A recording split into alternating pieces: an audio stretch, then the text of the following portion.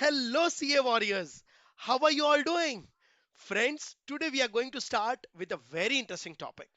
But, friends, before that, remember the goal of this video is not to go deep into every single concept, but to give you a crisp, exam oriented summary so that you know what is important and how to remember it smartly.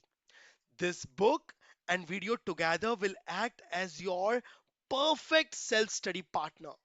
And I'm super confident, guys, that after this revision, you will be able to solve any MCQ that come your way in the exam. So let's begin this rapid fire revision session. And yes, if you find these notes helpful, don't forget to share them with your friends.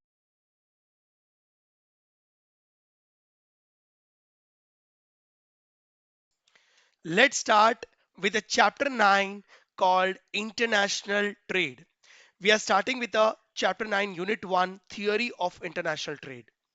Friends, imagine a country living in isolation. No imports, no exports, no global connections. Can such an economy grow? That question leads us directly into a part A, international trade. This chapter is not just about definition, friends. It is about how countries grow beyond their borders, how global connections shape economics, and why international trade is a core engine of economic growth.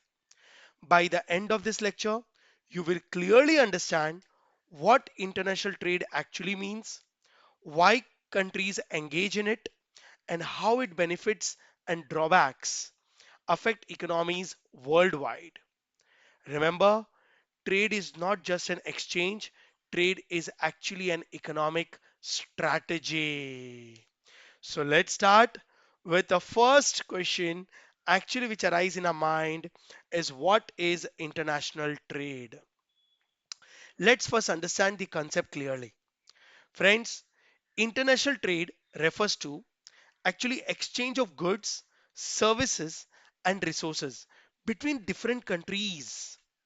In simple words, I can say that when one country sell or buy goods from another country, when service cross national boundaries, now when resources move internationally, all of this is called international trade.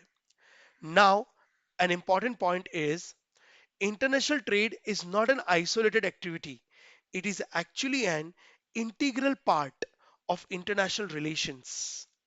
Because now you're going to say why? Because it connects economy globally, it promotes cooperation between nations, it acts as a powerful engine of growth for both developing and developed countries. Okay. So friends, I can say that international trade plays a very vital role in global economic development. Hope you understood what is international trade. So now we move step by step into the each and every benefit of international trade clearly and completely. International trade have a lot of advantages for domestic countries. Now how come? Let's understand one by one. First is economies of scale. Friends, when firm operate only within domestic market, production is always limited. But international trade changes this. A wider international market allow firm to expand their production capacity, produce goods on a large scale. As production increases, average cost production falls. Firm enjoy economies of large scale production. So I can say that now large market leads to larger production and lower cost per unit. This is the major advantage of economies of scale. Okay. Second advantage is optimal usage of resource. Obviously, each and every point is interconnected. Every country, you can say that every country does not have the same type of quantity of resource. Yes, every country has their own benefits, their own advantages and disadvantages. So international trade allow country to specialize in goods that can produce efficiently, right? And resources to be used in a best possible manner. This leads to efficient development of productive resources, reduction in wastages, better global allocation of resources, and guys, international trade promote efficient utilization of global resources. Now, the whatever advantage you have, you produce that more in quantity and export it. And whatever disadvantage, whatever scarcity you have, you import it from the another country and make the optimum usage of resources. Cost efficiency. Now, international trade provide access to global markets, right? Yes, this means raw material and components can be sourced internationally. So countries can purchase input at lower and competitive prices, result into production cost decreases, final goods become more affordable now, and guys, people get at a very better prices the goods in the country. So I can say that global sourcing leads to cost efficiency.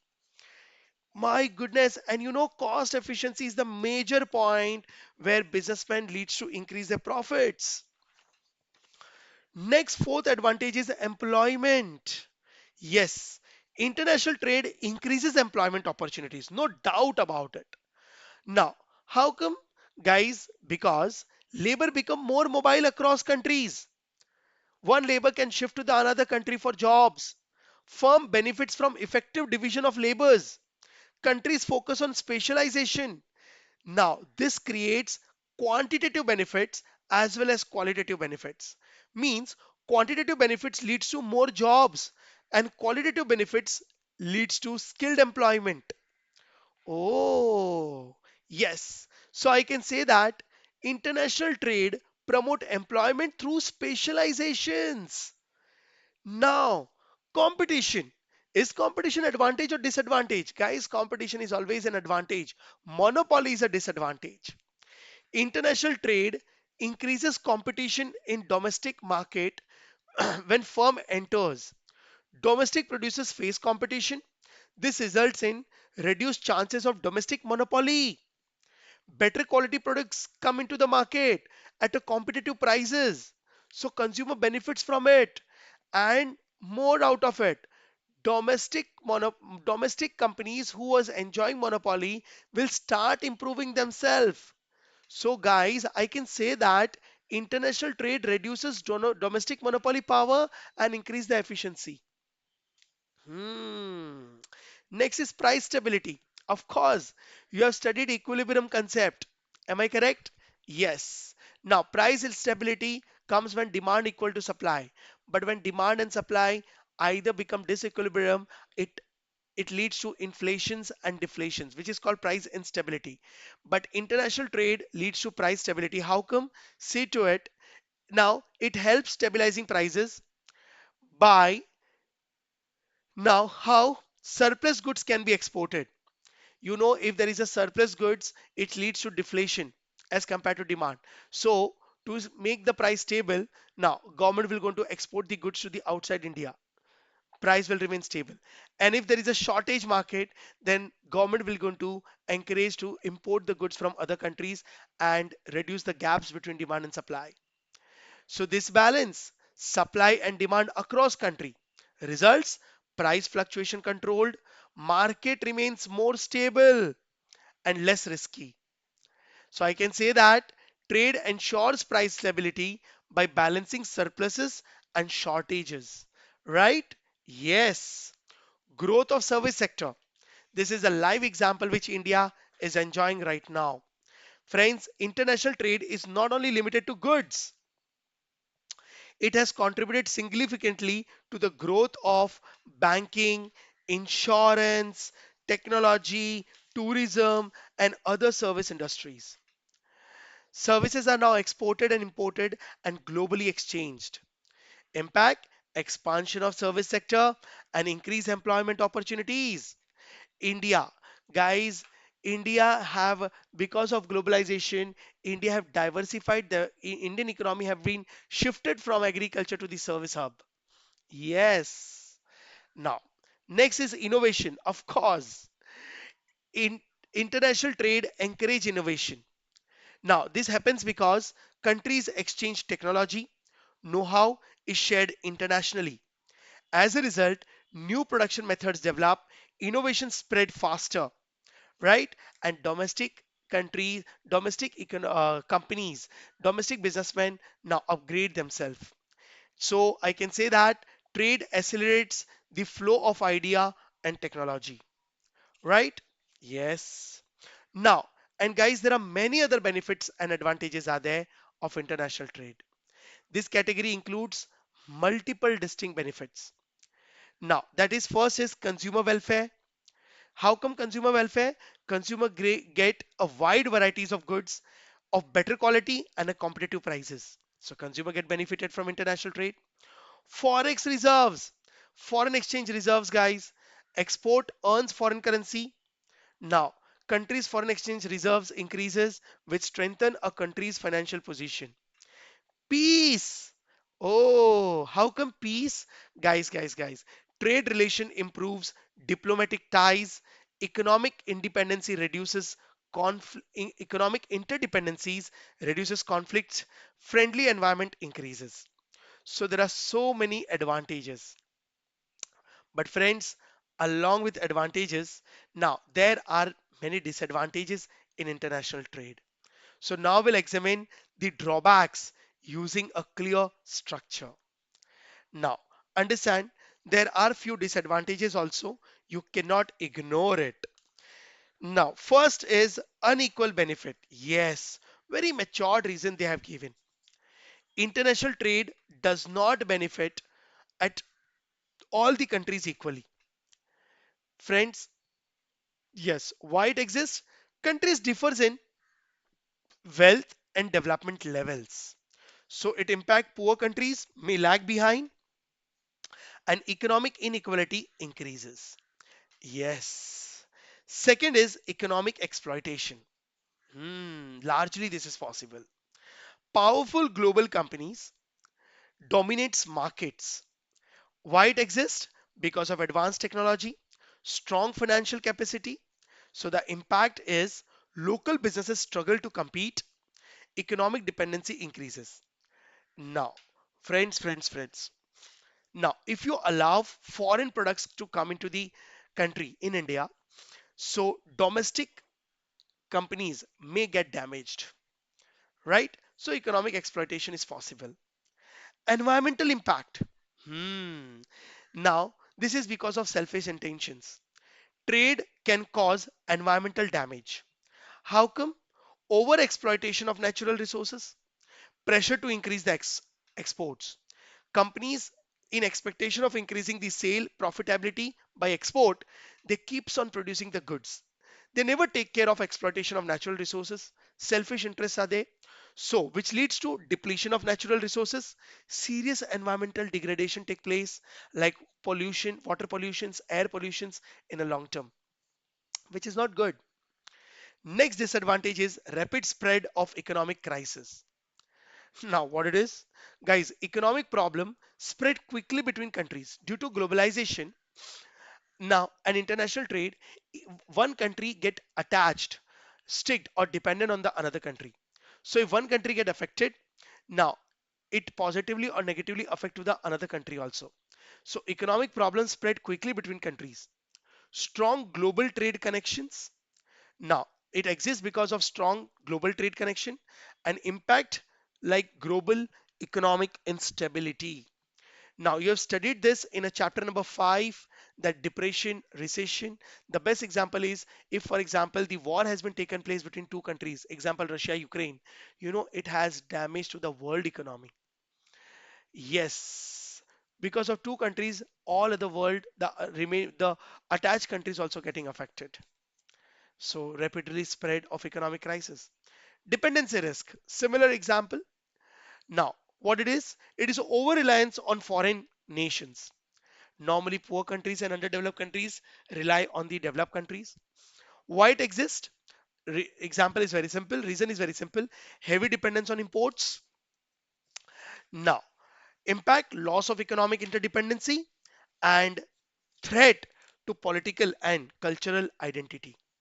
When you when for example, India is highly dependent on US, right? So US can take its own advantages whenever they want. They will going to reduce the export to the India. They will going to now keep some conditions of their selfish interest, which may damage our country. Yes, so dependency risk is always there. That's why it is stated that we should be always independent. Distorted investment, one more disadvantage. Now, guys, it means excessive focus on export oriented industries. And because of excessive focus on export oriented industries and high foreign demands, neglect of now government may neglect the essential domestic investments. Hmm. So this balance is not good. You have to always take care balance between international demands as well as domestic demands. Now, unpredictable trade policies. Frequent changes in trade policies, guys, like import bans, high tariffs. Now, international exporting companies always remains in dilemma, which increase uncertainty, high risk in international trade. Company may suffer losses. Hmm. So, guys, I can say that remember, international trade fuels growth, but without balance, it creates risk. There are advantages also, there are disadvantages also. So, hope you understood with a practical and crisp understanding. Friends, before we begin, let me ask you something. Have you ever wondered why two countries trade with each other at all? Not what they trade, not how much they trade, but why trade happens in the first place? Because, guys, trade is not emotional. Trade is not friendship. Trade is actually a logic. And that logic is explained by a part B international trade theories. Yes, this theory answers three fundamental questions, guys. What should a country produce? What should it trade?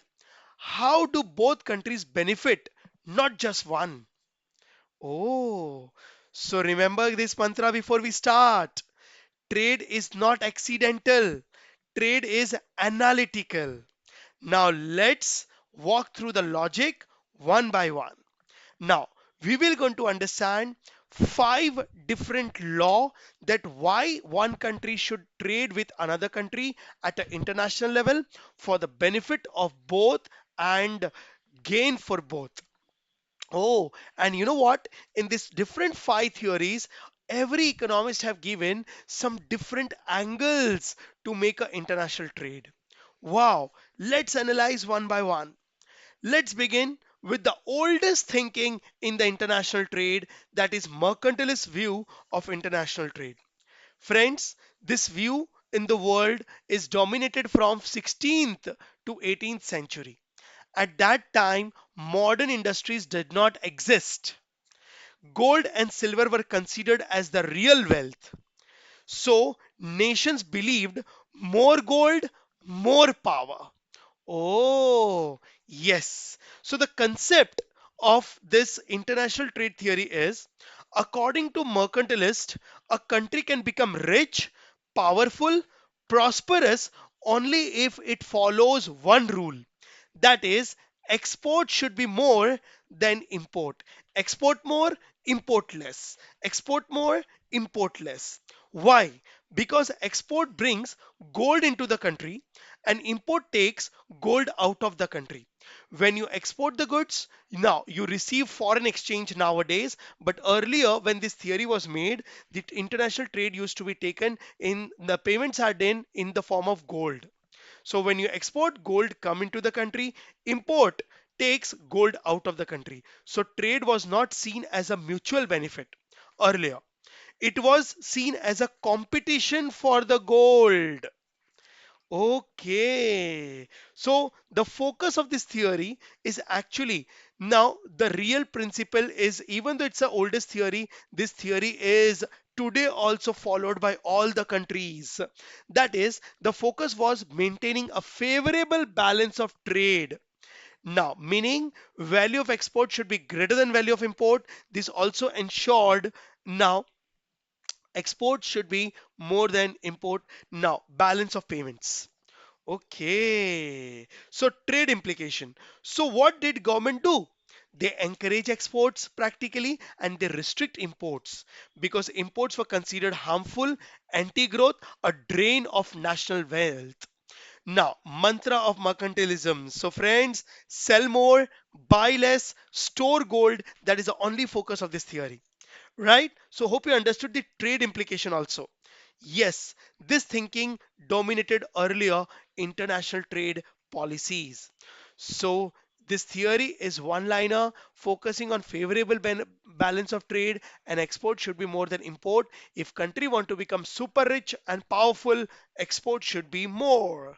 Now, next theory, theory of absolute advantage. Guys, again one more angle. Now, to find out the reason why one country should trade with the another country and why one country should not trade with another country. Now, now we move oldest belief to scientific economic thinking. Let's move from oldest belief to scientific economic thinking. Again and again, I'm repeating. Guys, this law is actually developed by Adam Smith, who is known as father of economists. Adam Smith asked a simple but powerful question. Why should a country do everything on its own? Why everything you want to do on your own? Yes, so the actual concept is a country is said to have an absolute advantage if it can produce a goods at lower cost than another country. Now stop here. Wait. Means a country should produce only that goods according to Adam Smith now which he can produce at a lower cost as compared to the other country. Okay, what does lower cost actually means over here? It means either of two things. Friends, lower cost means either of two things. That is, the country can produce the same quantity with fewer resources, or the country can produce more quantity using the same resources. That's it. No complicated comparison, no opportunity cost here, just one rule, who produces cheaper. Oh, the focus is on overall productivity and efficiency. Means if you can produce at a lower possible cost, then produce in your country. If other countries can produce as compared to you at a lower cost, then you stop producing and now import from them. So the trade implication is actually, according to this theory, trade should take place when country A is better of producing goods X and country B is better of producing goods Y. Then each country specializes, trades, and both gains with each other. Okay. Now let us understand one by one with example. Now, example number one, I'm taking two countries, Albania and Bokaro. Now, they both countries are producing two goods, mobile and SIM cards. Now, and resources allocation, now that is, I can say cost is 100 hours per labor. Yes, this theories cannot be explained in currency or monetary value because every country have their own currency which is not comparable. Okay. Now, so here the cost will be labor hours. Fine. So understand the production capacity. Now let us understand the data like economist. Now like students memorizing number. Now understand Albania, orange country, Albania can produce 10 units in 100 hours. Means the actual cost is 10 labor each per unit. Now, and if Albania produce SIM cards, 5 units he can produce now in 100 hours. Means the cost is 20 labor hour, right? Similarly, Bokaro. Bokaro can produce mobiles in 100 hours only 4 units. Means the cost is 25 per labor hour. And SIM card he can produce 8 units, means the cost is 12.5 labor hour per SIM card, right? So if you're going to compare it, no need to read the another theory. Now Albania and Bokaro, who are more efficient? So if I say mobile, if I check mobile, so in mobile production Albania is more efficient, the comparatively actual cost is lesser, right? And if I compare SIM cards, in SIM card, Alberia's cost is 20 labor hour and Bocaro cost is 12.5 labor hour. So Alberia is more efficient to produce SIM card. So according to this theory, now in mobile, Alberia have absolute advantage, lowest cost, and Bocaro have lowest cost advantage in SIM cards. Right? So who produce mobile cheaper? Alberia. Now compare. And who produce SIM card cheaper? Bocaro. Am I correct? This is absolute advantage. Okay. So specialization and gain from trade. So Adam Smith says that Alberia should produce only mobiles now, and he should stop producing SIM cards. Okay. And Bocaro should produce only SIM cards and stop producing mobiles. But wait, if they specialize completely, Alberia will have no SIM cards and Bokaro will have no mobiles. So this problem will be solved by international trade. Suppose they agree to trade one mobile is equal to 1.5 units of SIM card. Now Alberia will get SIM cards without producing them and Bokaro will get mobile without producing them. Both countries consume more, barabar waste fewer resources and becomes better off. So friends, so live example. So they are actually focusing on cheapest cost. Am I correct? They are focusing on cheapest cost concept. Now, again, one more example for better understanding. Example 2, Canada and Doha. Now observe the second example. Now, Canada and Doha both are producing two goods, video games and toys. Cost is similar. Both have 100 labor hour cost. Okay. Now observe, one country have absolute advantage in both goods. Understand? Huh, one country have absolute advantage in both goods. In such situation, what they should do? See to it. Canada can produce video games in 100 hours 20 units means the cost is 5 hours per labor, 5 labor hours, and Canada can produce toys 10 units in 100 hours means the cost is 10 labor hours. Similarly, Doha, if Doha produce video games, he will be able to produce 15 units. The cost is 6.67 labor hours. And if Doha produce toys, he can produce in 100 hours 8 units. The cost will be 12.5 labor hour. So if you're going to see in this example, now Canada is efficient in producing both video games and toys because in both the goods, Canada have a comparatively lowest cost.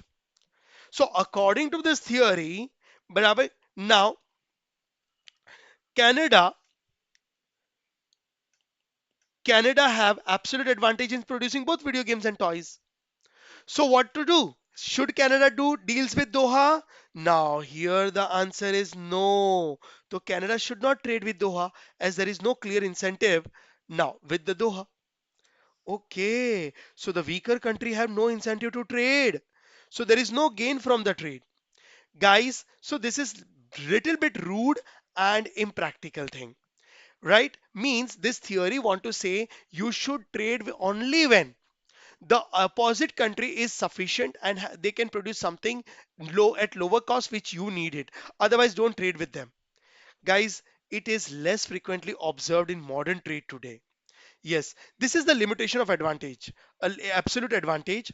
Now, this theory is less frequently observed in the modern trade. It is rare and actually practically not possible. It is rare for one country to be best in everything.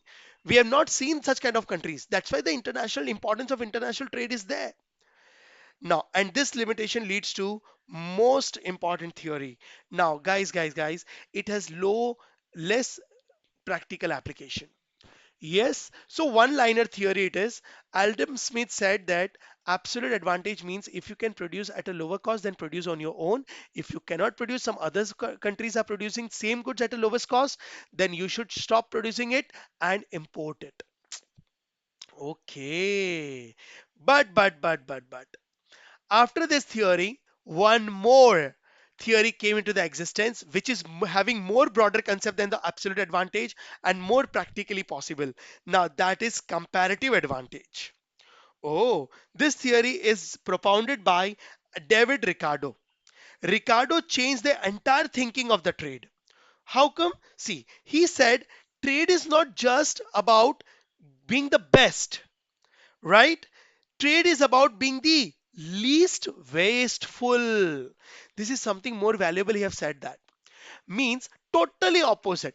David Ricardo have criticized, or I can say that he have proven that absolute advantage of Adam Smith theory have its own limitations. Now, here focus, don't be the best, be the least wasteful. So the concept of David Ricardo is, he want to explain is, a country has a comparative advantage if it can produce a goods at the lowest opportunity cost. Again repeating, at the lowest opportunity cost than another country, even if it does not have absolute advantage. Means it is means now David Ricardo is focusing on lower opportunity cost, not the actual cost. Means it is called comparative advantage, totally opposite of the previous theory. Now, so guys, I can say that now it does not have absolute advantage. This is the heart of the theory, guys. Now, this is the heart of the theory, that he's not focusing on absolute advantage, not the actual cost, but he's focusing on the opportunity cost. Relative efficiency matters, guys, according to him, and not the absolute efficiency. So the focus of this theory is actually an opportunity cost and relative comparisons. So compare yourself. If opposite party is efficient, then trade it with them. So trade implication, how the trade will going to take place now? Guys, trade should take place even if one country is more efficient in producing all the goods. Now, what Adam Smith said that in my example too. Now, Canada is efficient in both the goods of producing video games and toys, so he should not do any trade with the Doha. Right now. But here, David Ricardo want to say now Canada is might be efficient in both the goods, producing both the goods. Then too, he should trade it with Doha. Oh, as long as each country specialize in a goods by a lower opportunity cost. Guys, here lower opportunity cost is the most important part, not the actual cost minimization. So you can take the example over here. Let's do the comparison advantage. Two countries I'm taking, Canada and Doha. Two goods, video games and toys. Resources allocation same. The cost will be 100 hours labor. See to it now. Canada. If Canada produce video games, he can produce in 100 hours 20 units. And toys he can produce in 100 hours 10 units. So can I say Canada is more efficient to produce video games? So if he will going to produce 20 units in 100 hours, he will not be able to produce toys. So he have to sacrifice the toys. So toys will become opportunity cost. So how to find out opportunity cost? 10 units of toys divided by 20 units of video games. Because my cost will be 10 units of toys. So my opportunity cost is zero point 0.5 units. And if Canada decide to produce toys in 100 hours, so he have to sacrifice the video games. And you have studied a chapter number 4, chapter number 3, cost analysis. In that, opportunity cost means that cost which you forego, which you sacrifice. So if you are producing 10 units in 100 labor hours, you have to sacrifice the video games. So 20 units of video games will become your opportunity cost. So 20 units of video games upon 10, your opportunity cost will be 2 units. So it's better for the Canada to produce which goods? Let's say to it. Doha, 15 units he can produce of video games in 100 hours. So he have to sacrifice a toys of 8 units. So 8 units will become cost, opportunity cost upon 15 units. For him to produce video games is 0.533 cost. For toys, if Doha produce 8 units of toys, he will not be able to produce 15 units of video games. He have to sacrifice it. So 15 units of video game will become opportunity cost for him to produce 8 units. So his opportunity cost will be 1.875. Now if we're going to see, guys, Canada is more efficient in both the things, almost. Am I correct? He is able to produce both the quantity now, greater in 100 hours. So as per these Adam Smith theory, earlier which we have seen, Canada should not do any kind of business with Doha. See, that's why I've taken the similar example, huh? Example 2 of absolute advantage and example 2 of here comparative advantage. But as per David Ricardo says, even though Canada is best in producing both the goods, right? See now, in 100 hours, Doha can produce only 15 units of video games and 8 units. Means Canada is best in both the goods. Then too, he should not focus on absolute advantage. He should focus on comparative advantage. So how come comparative? Now see to it. Now for Canada, the opportunity cost is zero point 0.5 to produce video games. And for Doha, it's for 0.533. So can I say comparatively, the opportunity cost is lesser for Canada to produce video games. So Canada should produce actually video games. And if we're going to see the toys, the opportunity cost for Canada, though he is best to produce toys also as compared to Doha, but the opportunity cost is 2 units. And for Doha, the opportunity cost to produce toys is 1.875.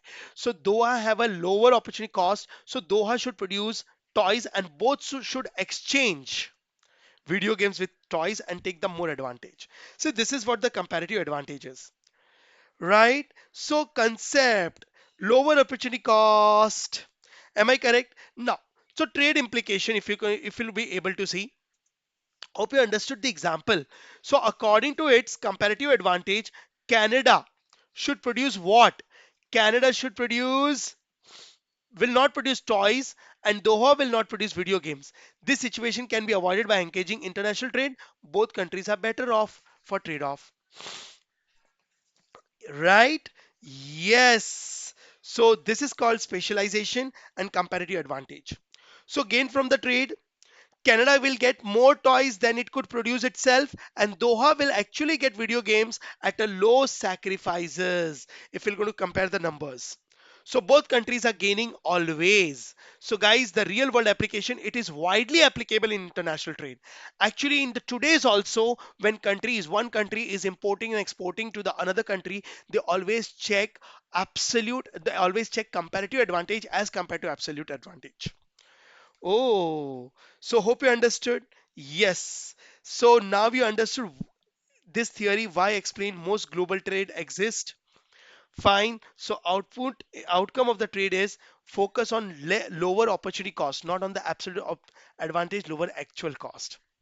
My goodness, what a theory! What a theory! If you want to compare David Ricardo theory with the Adam Smith theory, you will be able to understand more better.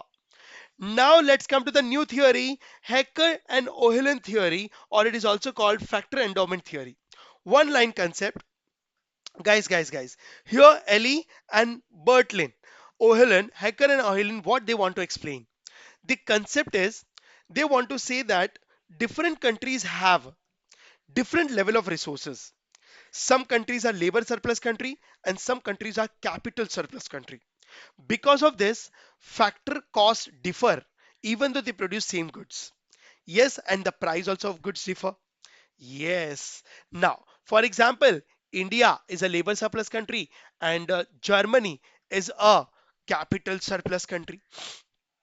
So both are having a different labor endowments.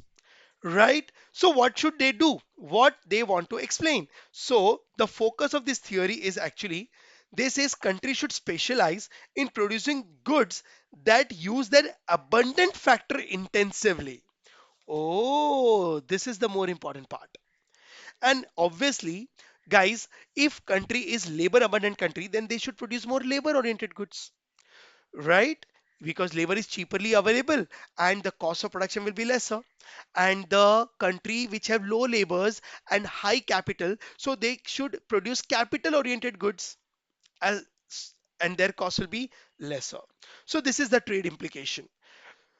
So trade implication is labor intensive country, labor abundant countries should produce export labor intensive goods and import capital intensive goods because intensive goods are comparatively having lower cost and capital abundant countries export capital intensive goods, right? And import labor intensive goods, and both the countries can take the advantage of each other, right? And this what will going to happen, there will be more demand for the labor employed because they are producing more labor goods and exporting it due to economics of scale, and that will be pushing the factor prices high, right? And over here, capital abundant countries, Because capital is surplus, so their value will be lesser as compared to equilibrium. So when they're going to produce more capital oriented goods and export to the outside countries, so the value of the more demand for capital employed will be increased and will be pushing up the factor prices. Their level of income will also increase.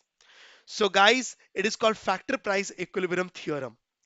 With a free trade, if we assume that though the countries are not charging any taxes and the goods are freely coming up, there is non-tariff barriers, then you can say that demand for abundant factor will rise and factor price will tend to equalize across the country. Yes. Now, due to demand for factor input in particular type of goods in each country, factor price differential will grandly eliminated because in both the market, when they are producing both their abundant resources using efficiently, the prices will increase and the gap between the prices between two countries will be eliminated. Now, what a thinking, yeah, guys. If country engage in free trade, price of finished goods will be actually equalized to the factors of price. And this is called equilibrium. Price of final goods will be equal to price of factors, and both goods will become perfect substitute to each other because cost will become same even though they have a different endowments, and both countries will be happily will able to exchange it. Okay, so what is the outcome of the trade?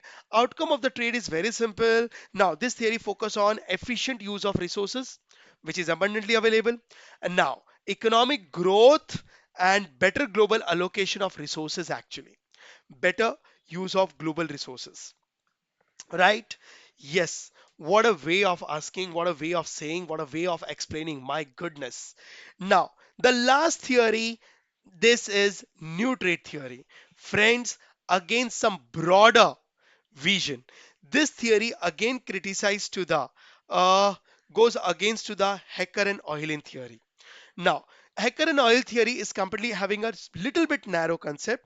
Now, while going to do the comparison, you'll be able to understand what Hacker Oilin theory have focused on. Hacker Oilin theory said labor abundant countries should produce labor oriented goods and they should not produce capital oriented goods, right? And capital oriented countries, capital abundant countries now should produce capital abundant goods and they should not produce labor abundant goods and should trade with each other. Means as per this theory, the view is labor abundant countries will go into only trade with the capital abundant countries. So now the question comes, what if two countries have same type of resources? Means for example, India is also a labor abundant country and China is also a labor abundant country. So they should trade it or not? So they should also trade. Yes, so here the more broader picture was given by Paul Krugman in 1970s and 80s. Guys, according to him, Krugman, I want to explain that countries can benefit from trade even when the resources are similar. No need of different endowment, labor oriented and capital oriented. No. Now, countries may have a similar resources and even they can trade it. Why? Because of economies of scale and network effect. 2 points are focused a lot, and this is what the principle of today's in which we are surviving a main theory. Okay, so what is this economies of scale and network effect? Yes, they want to say that even if two countries are labor oriented, both can produce labor oriented goods, and even though they can trade with each other, they no need to find out capital oriented countries. Oh, how come? Because by using economics of scale. Now, what they want to say, Krugman says use of economics of scale. Now, even though both countries have same resources, they can conduct a production largely and reduce cost per unit. You know what is economics of scale? Huge production, large production of goods to reduce the cost per unit, and lower cost goods are will be exported and high cost, completely high cost goods will be imported. Network effect. Second one is network effect. Network effect means production. Now, we are not increasing the quantitative production. Now, we are not increasing the productive quantitative production, but actually, now what we will going to do? We will going to increase the value of the product due to network effect. Now, product value increases as more user join. It is also called bandwagon effect. Increase the value of the product, not only the quantity. How come? Guys, network effect occurs when value of product or services increases as more and more people use it. The more that product people use it, and more the value keeps on increasing. This advantage is actually taken by Amazon, Google, as well as now WhatsApp. These companies are actually taking the advantage of what? It's a network effect. As more people use it, the value increases. Am I correct? Yes. This is called network effect. So hope you got it. What is economics of scale? Conduct the large scale production and ठीक है, reduce the cost, increase the price, and second, by using network effect, increase the value of the product so that people purchase worldwidely. Now, what else they want to explain? Network effect, so you understood. Now, trade implication, how the trade will going to take place? Guys, due to large scale of production, lower cost, and greater product variety, growth of monopolies or oligopolies will be increasing. Let's understand. Trade implication. Let's take an example, two similar countries. For example, Germany and Japan. Okay. For example, they both are producing car because both are capital oriented, abundant country. So what they should do? So Germany and Japan should do a tie-up, and what they should do? Germany should focus only on producing luxury cars, and Japan should focus on compact cars, and then trade with each other. Now, both countries will going to get wide varieties of products. Satisfaction level will be very high, and both countries are gaining with each other, even though resources are same. Oh, so the outcome of the trade is actually lower prices. Now, ठीक है, more choices because of low cost. Now, low prices, more choices to the people of the country, and global specialization. But yes, one disadvantage is there. It encourages the growth of monopoly and oligopoly. Yes. For example, now today Google is enjoying actually monopoly, right? Whenever you purchase a cell phone, the softwares are by default inbuilt in it, even if you want to use it or you should not. When you purchase the laptop, now Microsoft Windows is by default. We are used to with it. Am I correct? So it encourages monopoly and oligopoly. Right? Yes. So friends, these are the five theories and very nice theory. Now, I just want to compare it with each other. One line theory, a different angle when you compare it. Mercantilize is the older theory. There is no theory. They just say if country want to become rich and powerful, the export should be more than import. Means they are focusing on only on balance of trade favorable. Absolute advantage. Adam Smith says that countries should produce only that goods which have a lowest possible cost, which they can manufacture lowest possible cost as compared to the another country, right? And if they cannot, then do the imports and exports. Now, the absolute advantage is actually focusing on lower actual cost. Am I correct? But it has some limitations. So the broader concept which came into the theory is comparative advantage, which was given by David Ricardo. He focused on, don't focus on actual lowest actual cost, focus on lower opportunity cost, and do the comparison. If two countries can come together, increase the efficiency, even though the cost even though the cost might be high now, but lower opportunity cost is low, they both the countries should trade with each other.